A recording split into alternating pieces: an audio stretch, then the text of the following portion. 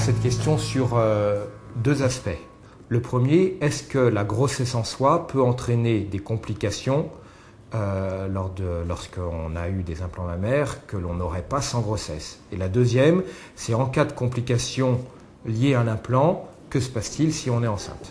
Alors dans le premier cas, non. Tomber enceinte n'entraîne pas de complications particulières vis-à-vis de l'implant. Il faut savoir que quand on tombe enceinte, on va avoir des modifications du volume et de la forme de sa poitrine, et il va y avoir éventuellement une modification de l'aspect final de la poitrine et de l'implant qui est compris dedans sur un plan du résultat esthétique. Mais il n'y a pas d'étude qui a montré une majoration du risque de coque ou du risque de complications uniquement liées au fait d'être enceinte. Il peut y avoir des complications particulières au décours de l'allaitement, dont on va reparler lors des prochaines questions.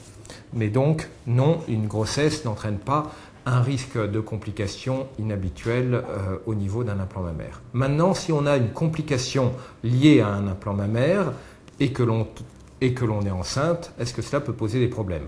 Alors c'est une question très vague parce que effectivement, si jamais on a par exemple une complication à type de coque qui survient sur l'implant et que l'on est enceinte, eh ben, on mettra priorité au bon déroulement de la grossesse plutôt qu'au traitement de cette coque. Il faut savoir qu'il n'y aura jamais d'urgence chirurgicale à la traiter et qu'on pourra de toute façon surseoir aux complications liées à l'implant de façon à ce que la grossesse se déroule le plus parfaitement possible. Enfin, est-ce que les implants peuvent nuire à la grossesse?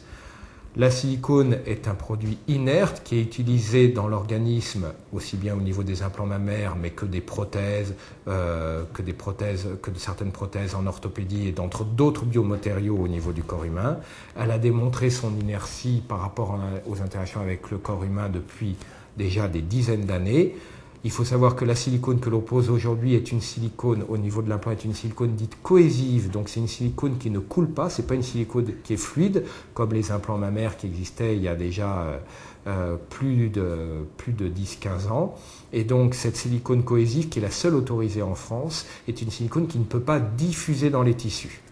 D'autre part, on a déjà démontré que cette silicone ne pouvait pas entraîner de maladies d'organes, de maladies auto-immunes ou quoi que ce soit, et donc aucun risque pour la grossesse. La question qu'on pourrait se poser, c'est est-ce que cette silicone peut diffuser dans le sang et passer dans ce cas-là dans le fœtus? À niveau, c'est une silicone cohésive qui ne diffuse pas dans le tissu, qui ne passe pas dans le sang et qui ne passe pas la barrière fœto-placentaire, donc pas de risque là-dessus.